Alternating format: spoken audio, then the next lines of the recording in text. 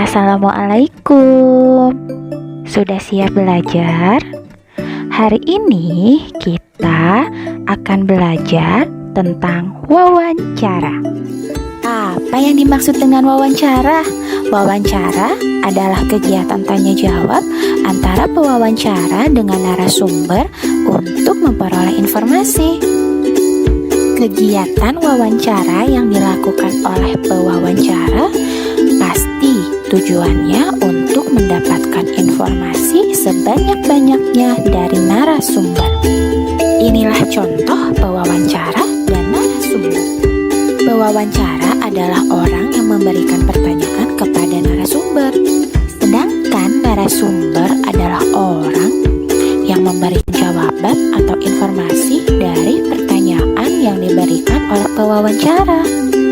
Ada beberapa hal yang harus kamu persiapkan ketika kamu ingin melakukan wawancara. Apa saja persiapannya? Yang pertama, kamu harus menentukan topik wawancara. Topik wawancara adalah pokok pembicaraan yang akan kamu tanyakan kepada narasumber.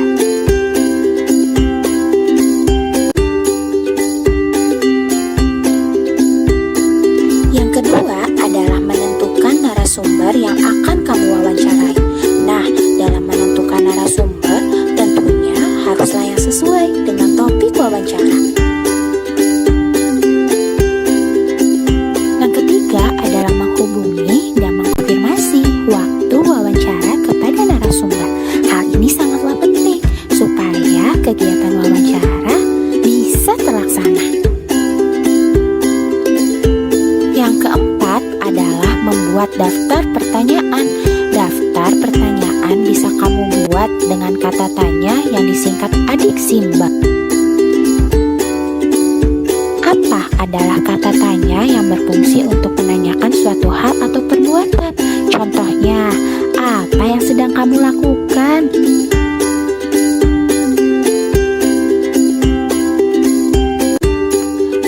Di mana adalah kata tanya yang fungsinya untuk menanyakan tempat. Contohnya, di mana kamu bersekolah? Kata tanya di mana penulisannya haruslah dipisah. Kapan adalah kata tanya yang fungsinya untuk menanyakan waktu. Contohnya, kapan kamu berulang tahun?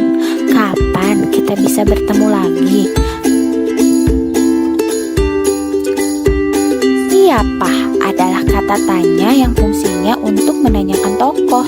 Tokoh tersebut bisa manusia atau hewan. Contohnya, siapa sahabat terbaikmu? Siapa hewan yang suka mencuri mentimun petani? Mengapa adalah kata tanya yang fungsinya untuk menanyakan alasan. Contohnya, mengapa kamu hobi berenang? Mengapa kamu suka makanan pedas?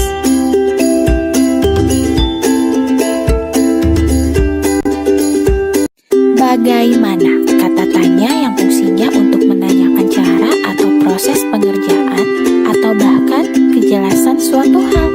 Contohnya, bagaimana cara menghilangkan noda makanan di baju ini?